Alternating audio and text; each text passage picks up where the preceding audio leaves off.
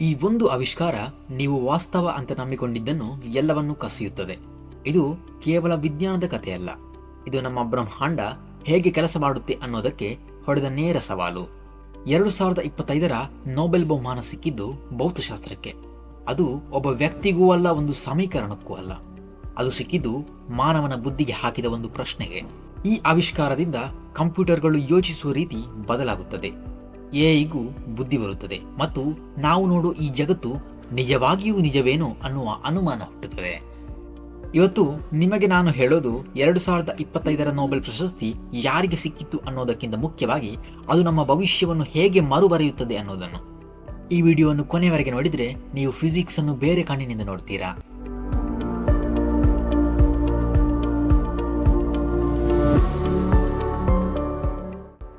2025ರ physics Nobel ಬಹುಮಾನ ಒದಗಿ ಬಂದಿದ್ದು John Clarke, Michel H David, John M Martinis ಎಂಬವರಿಗೆ. 100 ವರ್ಷಕ್ಕಿಂತ ಮುಂಚೆ 1925ರಲ್ಲಿ ಕ್ವಾಂಟಮ್ ಸಿದ್ಧಾಂತಕ್ಕೆ ಸಂಬಂಧಪಟ್ಟ ಕೆಲವು ಪ್ರಧಾನ ರಿಸರ್ಚ್ ಪೇಪರ್ಗಳು ಪ್ರಕಟವಾಗಿತ್ತು. ಅಂದಿನಿಂದ ಕ್ವಾಂಟಮ್ ಫಿಸಿಕ್ಸ್ ಎಂಬುದು ಒಂದು ಹೊಸ ವಿಜ್ಞಾನದ ಶಾಖೆಯಾಗಿ ಬೆಳೆದು ಬಂದಿದೆ. ಅದರ 100ನೇ ವರ್ಷದ ನೆನಪಿಗಾಗಿ ಅಂದ್ರೆ 2025ರ ವರ್ಷವನ್ನು ಕ್ವಾಂಟಮ್ ಇಯರ್ ಅಥವಾ international year of quantum science and technology ಎಂದು ಯುನೈಟೆಡ್ ನೇಷನ್ಸ್ ಡಿಕ್ಲೇರ್ ಮಾಡಿತ್ತು.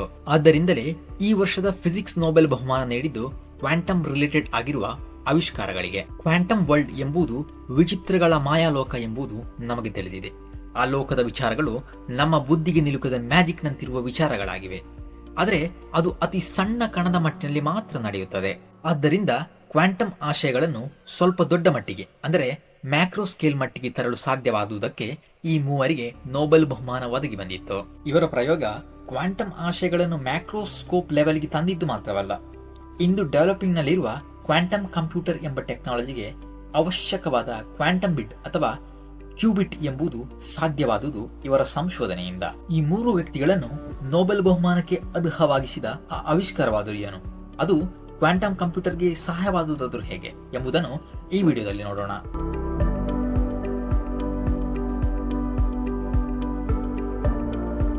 ಈ ವಿಡಿಯೋ ನಿಮಗೆ ಅರ್ಥವಾಗಬೇಕಾದ್ರೆ ನೀವು ಕ್ವಾಂಟಮ್ ಮೆಕ್ಯಾನಿಕ್ಸ್ ನ 3 ವಿಷಯಗಳನ್ನು ಅರಿತಿರಬೇಕು. ಅವುಗಳನ್ನು ಇಲ್ಲಿ ಸಂಕ್ಷಿಪ್ತವಾಗಿ ವಿವರಿಸಲು ಪ್ರಯತ್ನಿಸಿದ್ದೇನೆ. 1. Quantum tunnelling. 2. ವಸ್ತುವಿನ 5ನೇ ಸ್ಥಿತಿಯಾದ ಬೋಸ್-ಐನ್ಸ್ಟೀನ್ ಕಂಡೆನ್ಸೇಟ್. 3. Super conductivity. ಮೊದಲು ಕ್ವಾಂಟಮ್ ಟನಲಿಂಗ್ ಏನೆಂದು ನೋಡೋಣ. ನಾವು ಒಂದು ಪುಟ್ಟ ಮಣ್ಣಿನ ದಿಬ್ಬವನ್ನು ಮಾಡಿ ಅದಕ್ಕೆ ಒಂದು ಚೆಂಡನ್ನು ಉರುಳಿ ಬಿಡುತ್ತೇವೆಂದು ಭಾವಿಸೋಣ. ನಾವು ಅದಕ್ಕೆ ಬೇಕಾದ ವೇಗದಿಂದ ಆ ಚೆಂಡನ್ನು ಉರುಳಿಸುವುದಾದರೆ ಅದು ಆ ದಿಬ್ಬವನ್ನು ದಾಟಿ ಮುಂದೆ ಸಾಗುತ್ತದೆ. ಆದರೆ ಆ ದಿಬ್ಬವನ್ನು ಹತ್ತುವಷ್ಟು ಶಕ್ತಿ ಅದಕ್ಕೆ ಇಲ್ಲದಿದ್ದರೆ ಅದು ಅರ್ಧದವರೆಗೆ ಹೋಗಿ ತಿರುಗಿ ಬರುತ್ತದೆ ಮತ್ತು ಎಂದಿಗೂ ಆ ಬದಿಗೆ ದಾಟುವುದಿಲ್ಲ. ಇದು ನಮಗೆ ತಿಳಿದಿರುವ ಒಂದು ಸಿನಾರಿಯೋ. ಆದರೆ ನಾವು ಅನೇಕ ಬಾರಿ ಕಡಿಮೆ ಶಕ್ತಿಯಿಂದ ಈ ರೀತಿ ಚೆಂಡುಗಳನ್ನು ಉರುಳಿಸಿಬಿಟ್ಟರೆ ಅದರಲ್ಲಿ ಕೆಲವು ಈ ದಿಬ್ಬವನ್ನು ದಾಟಿ ಆಚೆ ಕಡೆಗೆ ಹೋಗುವ ಸ್ಥಿತಿ ಬಂದರೆ, ಹೌದು, ಅದು ಕೂಡ ಆ ದಿಬ್ಬವನ್ನು ದಾಟಿ ಮುಂದೆ ಸಾಗುವುದಲ್ಲ, ಅದು ಆ ದಿಬ್ಬದ ಅರ್ಧ ಎತ್ತರಕ್ಕೆ ತಲುಪುವಾಗ ತಕ್ಷಣ ಒಂದು ಕಡೆಯಿಂದ ಅದೃಶ್ಯವಾಗಿ ಮತ್ತೊಂದು ಕಡೆಯಲ್ಲಿ ಕಾಣಿಸಿಕೊಂಡು ಯಾತ್ರೆ ಮುಂದುವರಿಸುತ್ತದೆ. ಅದೆಂದರೆ ಈ ದಿಬ್ಬದ ಮಧ್ಯೆ ತಾತ್ಕಾಲಿಕವಾದ ಒಂದು ಸುರಂಗ ಅಥವಾ ಟನಲ್ ಮಾಡಿ ಆಚೆ ಕಡೆಗೆ ದಾಟಿದ ಹಾಗೆ. ಖಂಡಿತವಾಗಿಯೂ ನಾವು ಉರುಳಿಸುವ ಚೆಂಡು ಎಂದಿಗೂ ಆ ರೀತಿ ದಾಟಿ ಹೋಗುವುದಿಲ್ಲ. ಆದರೆ ಅದಕ್ಕೆ ಸಮಾನಾದ ರೀತಿಯಲ್ಲಿ ಕೆಲ ಕ್ವಾಂಟಮ್ ಕಣಗಳು ಕೆಲ ಬ್ಯಾರಿಯರ್ಸ್ ಅಥವಾ ಅಡೆತಡೆಗಳನ್ನು ಈ ರೀತಿ ದಾಟಿ ಮುಂದೆ ಸಾಗುತ್ತದೆ. ಅಂದ್ರೆ ಒಂದು ತಡೆಯನ್ನು ದಾಟಲು ಅವಶ್ಯಕವಿರುವ ಶಕ್ತಿ ಇಲ್ಲದಿದ್ರೂ ಕೂಡ ಕ್ವಾಂಟಮ್ ಕಣಗಳು ಕೆಲ ಸಮಯದಲ್ಲಿ ಆ ತಡೆಯನ್ನು ದಾಟುತ್ತದೆ. ಈ ಲಕ್ಷಣವನ್ನೇ ಕ್ವಾಂಟಮ್ ಟನಲಿಂಗ್ ಎಂದು ಕರೆಯುತ್ತಾರೆ. ಎಲೆಕ್ಟ್ರಾನ್ ಈ ರೀತಿ ಟನಲ್ ಮಾಡುವುದನ್ನು ಆಧರಿಸಿ ಟನಲಿಂಗ್ ಎಲೆಕ್ಟ್ರಾನ್ ಮೈಕ್ರೋಸ್ಕೋಪ್ ಕಾರ್ಯನಿರ್ವಹಿಸುತ್ತದೆ. ಪ್ರೋಟಾನ್ ಈ ರೀತಿ ಟನಲಿಂಗ್ ಮಾಡುವುದರಿಂದಲೇ ಸೂರ್ಯನಲ್ಲಿ ನ್ಯೂಕ್ಲಿಯರ್ ಫ್ಯೂಷನ್ ಉಂಟಾಗುವುದು ಮತ್ತು ಶಾಕ್ ಉತ್ಪಾದನೆಯಾಗುವುದು. ಆಲ್ಫಾ ಪಾರ್ಟಿಕಲ್ ಒಂದು ನ್ಯೂಕ್ಲಿಯಸ್ ನ ಒಳಗಿಂದ ಟನಲ್ ಮಾಡಿ ಹೊರಬರುವುದಕ್ಕೆ ರೇಡಿಯೋ ಆಕ್ಟಿವಿಟಿ ಉಂಟಾಗುವುದು. ಅದೆಂದರೆ ಬಾಲ್ ನಂತಹ ದೊಡ್ಡ ವಸ್ತುಗಳಲ್ಲಿ ಟನಲಿಂಗ್ ಸಂಭವಿಸದಿದ್ರೂ ಕೂಡ ಕಣದ ಮಟ್ಟಿನಲ್ಲಿ ಟನಲಿಂಗ್ ಎಂಬುದು ಸರ್ವೇ ಸಾಮಾನ್ಯ.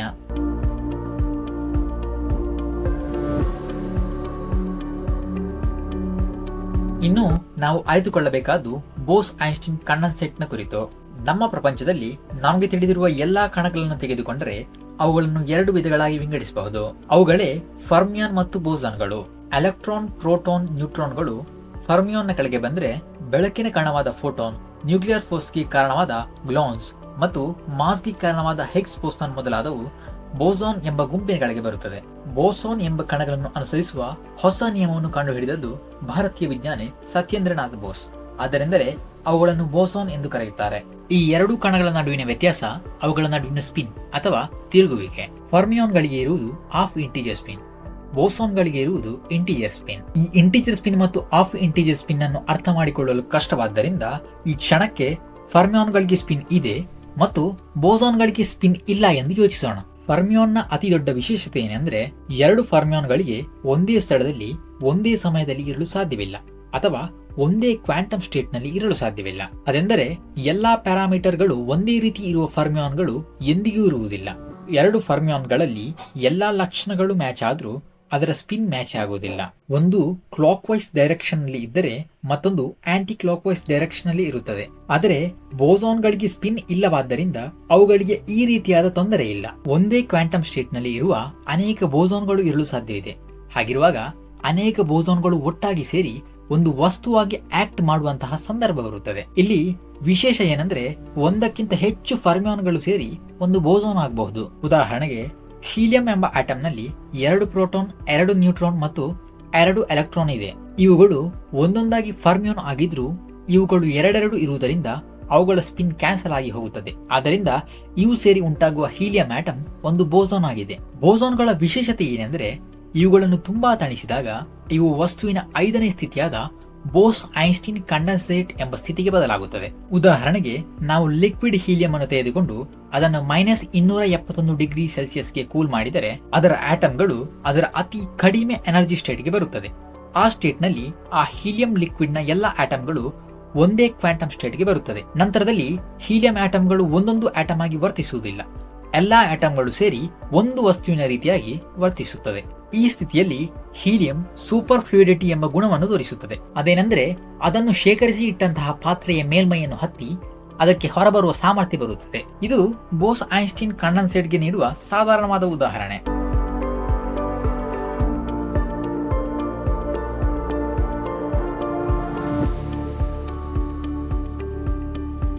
ಇನ್ನು ನಾವು ನೋಡಲಿರುವುದು ಸೂಪರ್ ಕಂಡಕ್ಟಿವಿಟಿಯ ಕುರಿತು. ಕೆಲ ವಿಶೇಷ ವಸ್ತುಗಳನ್ನು ಅತಿಯಾಗಿ ತಂಪಾಗಿಸಿದಾಗ ಅಲ್ಲಿ ಎಲೆಕ್ಟ್ರಿಕಲ್ ರೆಸಿಸ್ಟೆನ್ಸ್ 0 ಆಗುತ್ತದೆ. ಈ ಲಕ್ಷಣವನ್ನೇ ಸೂಪರ್ ಕಂಡಕ್ಟಿವಿಟಿ ಎಂದು ಕರೆಯುವುದು. ಕರೆಂಟ್ ಎಂದ್ರೇನು? ಎಲೆಕ್ಟ್ರಾನ್ಗಳ ಚಲನೆಯನ್ನು ನಾವು ಕರೆಂಟ್ ಅಥವಾ ವಿದ್ಯುತ್ ಎಂದು ಕರೆಯುತ್ತೇವೆ. ಎಲೆಕ್ಟ್ರಾನ್ಗೆ ಈಸಿಯಾಗಿ ಚಲಿಸಲು ಸಾಧ್ಯವಾಗುವ ವಸ್ತುವನ್ನು ಕಂಡಕ್ಟರ್ ಅಥವಾ ವಿದ್ಯುತ್ ವಾಹಕ ಎಂದು ಕರೆಯುತ್ತೇವೆ. ಲೋಹಗಳು ಒಳ್ಳೆಯ ಕಂಡಕ್ಟರ್ಗಳು, ಕಾರಣ ಅವುಗಳ ಆಟಮ್ನಲ್ಲಿರುವ ಔಟರ್ ಮೋಸ್ಟ್ ಎಲೆಕ್ಟ್ರಾನ್ ತುಂಬಾ ವೀಕ್ ಆಗಿ ನ್ಯೂಕ್ಲಿಯಸ್ನ ಜೊತೆ ಬಂಧಿಸಲ್ಪಟ್ಟಿರುತ್ತದೆ. ಆದ್ದರಿಂದ ಲೋಹದಿಂದ ಮಾಡಿದ ಕಂಡಕ್ಟರ್ ಅಂದ್ರೆ ವೈರ್ನ ಒಳಗಡೆ ಫ್ರೀ ಎಲೆಕ್ಟ್ರಾನ್ ಇರುತ್ತದೆ. ಈ ಫ್ರೀ ಎಲೆಕ್ಟ್ರಾನ್ ಕರೆಂಟಿನ ಹರಿವಿಕೆಗೆ ಸಹಾಯ ಮಾಡುತ್ತದೆ. ಆದರೆ ಕಂಡಕ್ಟರ್ನ ಮೂಲಕ ಹಾದು ಹೋಗುವ ಈ ಎಲೆಕ್ಟ್ರಾನ್ ಕಂಡಕ್ಟರ್ನ ಆಟಮ್ನ ಜೊತೆ ಪರಸ್ಪರ ಉಜ್ಜುತ್ತದೆ.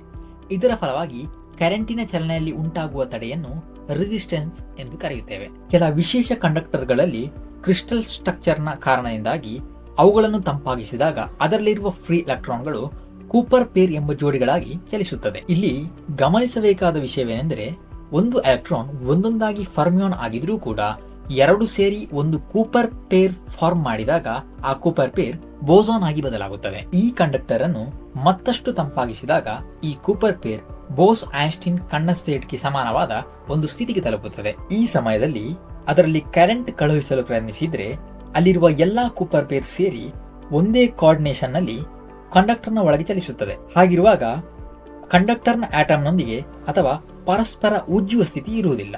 ಆದ್ದರಿಂದ ಆ ಕಂಡಕ್ಟರ್ನ ರೆಸಿಸ್ಟೆನ್ಸ್ 0 ಆಗಿ ಬದಲಾಗುತ್ತದೆ. ಅಂದ್ರೆ ಅದು ಸೂಪರ್ ಕಂಡಕ್ಟರ್ ಆಗಿ ಬದಲಾಗುತ್ತದೆ. ಇದು ಸೂಪರ್ ಕಂಡಕ್ಟರ್ ಏನೆಂದು ಬ್ರೀಫ್ ಎಕ್ಸ್ಪ್ಲನೇಷನ್. ಈ ರೀತಿಯ 2 ಸೂಪರ್ ಕಂಡಕ್ಟರ್ ಇದೆ ಎಂದು ಭಾವಿಸೋಣ. ಅವುಗಳ ಮಧ್ಯೆ ನೇರವಾದ ಒಂದು ಇನ್ಸುಲೇಟಿಂಗ್ ಮೆಟೀರಿಯಲ್ ಇದೆ. ಇನ್ಸುಲೇಟಿಂಗ್ ಮೆಟೀರಿಯಲ್ ಎಂದರೆ ಕರೆಂಟ್ ನ ನಿರ್ವಾಹಕ. ಇದರಲ್ಲಿ ಕರೆಂಟ್ ಚಲಿಸುವುದಿಲ್ಲ. ಇದೇ ಕಾರಣದಿಂದ ಇಲ್ಲಿ ಒಂದು ಸರ್ಕ್ಯೂಟ್ ನಿಂದ ಮತ್ತೊಂದು ಸರ್ಕ್ಯೂಟ್ಗೆ ಕರೆಂಟ್ ದಾಟಬಾರದು. ಇಲ್ಲಿ ಇನ್ಸುಲೇಟರ್ ನಲ್ಲಿ ಯಾವುದೇ ವೋಲ್ಟೇಜ್ ಇಲ್ಲದಿದ್ರೂ ಕೂಡ ಅದರಲ್ಲಿ ಒಂದು ಸಣ್ಣ ಕರೆಂಟ್ ಇರುವುದನ್ನು ನಮಗೆ ಕಾಣಬಹುದು. ಇಲ್ಲಿ ಸೂಪರ್ ಕಂಡಕ್ಟರ್ ನಲ್ಲಿ ಇರುವಂತಹ ಕೂಪರ್ ಪೇರ್ಗಳು ಇನ್ಸುಲೇಟರ್ ನಲ್ಲಿ ಕ್ವಾಂಟಮ್ ಟನಲಿಂಗ್ ಮಾಡುವುದರ ಮೂಲಕ ಆಚೆ ದಾಟುತ್ತಿದೆ.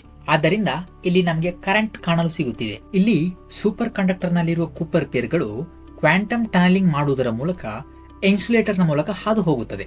ಆದ್ದರಿಂದ ನಮಗೆ ಅಲ್ಲಿ ಕರೆಂಟ್ ಕಾಣಲು ಸಿಗುತ್ತದೆ. ಈ ರೀತಿ ಕರೆಂಟ್ ಇರುತ್ತದೆ ಎಂದು ಮೊದಲಿಗೆ ಪ್ರತಿಪಾದಿಸಿದ್ದು ಬ್ರೈನ್ ಜೋಸೆಫ್ಸನ್ ಎಂಬ ಸೈಂಟಿಸ್ಟ್. ಆದ್ದರಿಂದ ಈ ಲಕ್ಷಣವನ್ನು ಜೋಸೆಫ್ಸನ್ ಎಫೆಕ್ಟ್ ಎಂದು ಕರೆಯುತ್ತಾರೆ ಮತ್ತು ಈ ಜಂಕ್ಷನ್ ಅನ್ನು ಜೋಸೆಫ್ಸನ್ ಜಂಕ್ಷನ್ ಎಂದು ಕರೆಯುತ್ತಾರೆ. ಈ ಆವಿಷ್ಕಾರಕ್ಕೆ ಅವರಿಗೆ 1973ರಲ್ಲಿ ನೊಬೆಲ್ ಬಹುಮಾನ ಸಿಕ್ಕಿತ್ತು. 2025ರ ನೊಬೆಲ್ಗೂ ಅರ್ಹವಾದ ಪ್ರಯೋಗದಲ್ಲಿ ಒಂದು ಮುಖ್ಯ ಕಾಂಪೋನೆಂಟ್ ಈ ಜೋಸೆಫ್ಸನ್ ಜಂಕ್ಷನ್ ಆಗಿದೆ. ಜೋಸೆಫ್ಸನ್ ಜಂಕ್ಷನ್ ನ ಭಾಗವಾದ 2 ಸೂಪರ್ ಕಂಡಕ್ಟಿಂಗ್ ಸರ್ಕ್ಯೂಟ್ ನ ಸೂಪರ್ ಕಂಡಕ್ಟಿಂಗ್ ಕರೆಂಟ್ ಅನ್ನು ಮೈಕ್ರೋವೇವ್ ತರಂಗ ಉಪಯೋಗಿಸಿ ಮ್ಯಾನಿಪುಲೇಟ್ ಮಾಡಲು, ಕಂಟ್ರೋಲ್ ಮಾಡಲು, ಮೆಜರ್ ಮಾಡಲು ಇರುವ ದಾರಿಗಳನ್ನು John Clarke, Michel H David, John M Martinis ಎಂಬ 3 ವಿಜ್ಞಾನಿಗಳು ಸೇರಿ ಕಂಡುಹಿಡಿದಿದ್ರು. ಹೀಗಿರುವಾಗ ಇದರಲ್ಲಿನ ಕರೆಂಟ್ ಮ್ಯಾಕ್ರೋಸ್ಕೋಪಿಕ್ ಕ್ವಾಂಟಮ್ ಆಬ್ಜೆಕ್ಟ್ ಆಗಿ ಬಿಹೇವ್ ಮಾಡುತ್ತಿರುವುದನ್ನು ಅವರು ಗಮನಿಸುತ್ತಾರೆ. ಸಾಧಾರಣವಾಗಿ ಕ್ವಾಂಟಮ್ ಎಫೆಕ್ಟ್ ಪ್ರಕಟವಾಗುವುದು ಎಲೆಕ್ಟ್ರಾನ್ ನಂತಹ ಅತಿ ಸಣ್ಣ ಕಣಗಳಲ್ಲಿ. ಆದರೆ ಈ ಸೂಪರ್ ಕಂಡಕ್ಟರ್ ನಲ್ಲಿರುವ ಕರೆಂಟ್ ನಲ್ಲಿ ಕೋಟಿ ಸಂಖ್ಯೆಯ ಎಲೆಕ್ಟ್ರಾನ್ಗಳಿವೆ. ಆ ಕರೆಂಟ್ ಪೂರ್ತಿಯಾಗಿ ಒಂದು ಕ್ವಾಂಟಮ್ ಆಬ್ಜೆಕ್ಟ್ ಅಥವಾ ಒಂದು ಆಟಮ್ ನ ರೀತಿ ವರ್ತಿಸುತ್ತಿರುವುದನ್ನು ಅವರು ಕಂಡುಹಿಡಿದಿದ್ರು. ಮಾತ್ರವಲ್ಲ, ಸಾಧಾರಣವಾಗಿ ಏಕಾಂಗಿ ಕ್ವಾಂಟಮ್ ಕಣ ತೋರಿಸುವಂತಹ discrete energy states, quantum tunnelling, quantum super position ಎನ್ನುವ ಲಕ್ಷಣಗಳನ್ನು ಈ ಕರೆಂಟ್ ಒಟ್ಟಾಗಿಯೇ ತೋರಿಸುತ್ತಿತ್ತು. ಹೀಗಾಗಿ ಕ್ವಾಂಟಮ್ ಆಬ್ಜೆಕ್ಟ್ ಗಳನ್ನು ನೋಡುವ ಮತ್ತು ಅಳೆಯುವ ಒಂದು ಸ್ಕೇಲ್ಗೆ ತರಲು ಅವರಿಗೆ ಸಾಧ್ಯವಾಯಿತು. ಇದು ಅವರ ಸಂಶೋಧನೆಯ ಮಹತ್ವದ ಮೈಲುಗಲ್ಲು. ಈ ಪ್ರಯೋಗದಲ್ಲಿ ಬೇರೆ ಗುಣಗಳೂ ಕೂಡ ಇವೆ. ಕ್ವಾಂಟಮ್ ಕಂಪ್ಯೂಟರ್ನ ಮೂಲ ಕ್ಯೂಬಿಟ್ ಅಥವಾ ಕ್ವಾಂಟಮ್ ಬಿಟ್. ಕ್ವಾಂಟಮ್ ಸ್ವಭಾವವಿರುವ ವಸ್ತುವನ್ನು ಮಾತ್ರ ಕ್ಯೂಬಿಟ್ ಆಗಿ ಬಳಸಲು ಸಾಧ್ಯ. ಆದ್ದರಿಂದ ಎಲೆಕ್ಟ್ರಾನ್ ನಂತಹ ಕ್ವಾಂಟಮ್ ಕಣವನ್ನು ಒಂದೊಂದಾಗಿ ಉಪಯೋಗಿಸುವುದಾದರೆ ಅದನ್ನು ಅಳೆಯುವುದು ಮತ್ತು ನಿರ್ವಹಿಸುವುದು ಕಷ್ಟ ಸಾಧ್ಯ. ಆದರೆ ಇವರು ಕಂಡುಹಿಡಿದಂತಹ ಮ್ಯಾಕ್ರೋ ಸ್ಕೇಲ್ನಲ್ಲೂ ಕ್ವಾಂಟಮ್ ಲಕ್ಷಣವನ್ನು ತೋರುವ ಸೂಪರ್ ಕಂಡಕ್ಟಿಂಗ್ ಕರೆಂಟ್ ಅನ್ನು ಉಪಯೋಗಿಸಿ ಕ್ಯೂಬಿಟ್ ಅನ್ನು ಮಾಡಿದರೆ ಅದನ್ನು ನಿರ್ವಹಿಸುವುದು ಮತ್ತು ಅಳೆಯುವುದು ಸುಲಭ. ಅಂದಿನ ಆ ಸಂಶೋಧನೆ ಇಂದಿನ ಕ್ವಾಂಟಮ್ ಕಂಪ್ಯೂಟಿಂಗ್ ರಿಲೇಟೆಡ್ ನ ಎಲ್ಲಾ ಡೆವಲಪ್ಮೆಂಟ್ಗೆ ಕಾರಣ.